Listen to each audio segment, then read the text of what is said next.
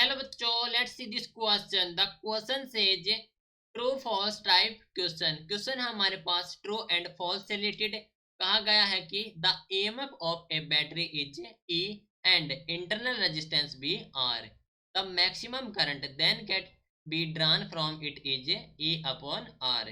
तो क्वेश्चन में हमें बताना है कि स्टेटमेंट ट्रू है या फिर फॉल्स है। एंड कहा गया है कि जो ईएमएफ है बैटरी का वो है ई और इंटरनल रेजिस्टेंस है वो है आर। तो जो maximum current that can be drawn from it वो हो जाएगा ई अपॉन आर। तो इस क्वेश्चन के लिए हमारा की कॉन्सेप्ट यूज हो रहा है that is the EMF and current. EMF and current. Okay, तो इसको हम सोल्व करेंगे डिफरेंट डिफरेंट स्टेप में। तो फर्स्ट स्टेप में हम current drawn from the cell calculate करेंगे। तो देखो, current drawn from cell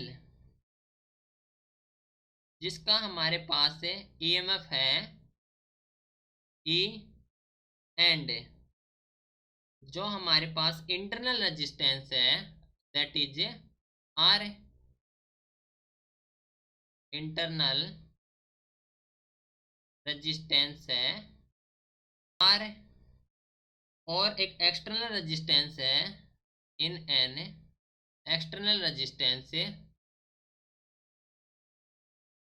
external resistance जो कि है आर। तो हम जानते हैं कि जो करंट हो जाएगा हमारे पास मान लीजिए हमारे पास एक ईएमएफ है ई एंड इंटरनल रेजिस्टेंस है आर एंड एक एक्सटर्नल रेजिस्टेंस है that is capital R. Okay, तो जो करंट ड्रॉन हो जाएगा आई वो हो जाएगा हमारे पास ईएमएफ है जो कि हमारे पास ई है upon total resistance that is R plus R. ठीक है, सो मैक्सिमम करंट कैलकुलेट करेंगे। तो देखो, for maximum current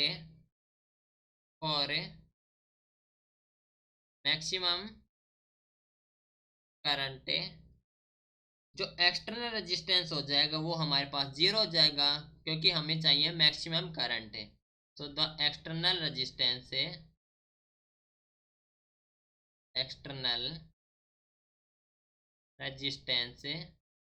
are is zero.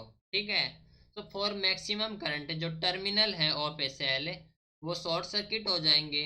तो जो आर हमारे पास है वो हमारे पास हो जाएगा zero. External resistance is zero for maximum current. Okay, तो हम कह सकते हैं कि जो हमारे पास आई आ जाएगा that is equal to the E upon R की value zero plus R that is equal to the E upon R. Okay, जो करंट आ जाएगा maximum I of max that is equal to the E upon are.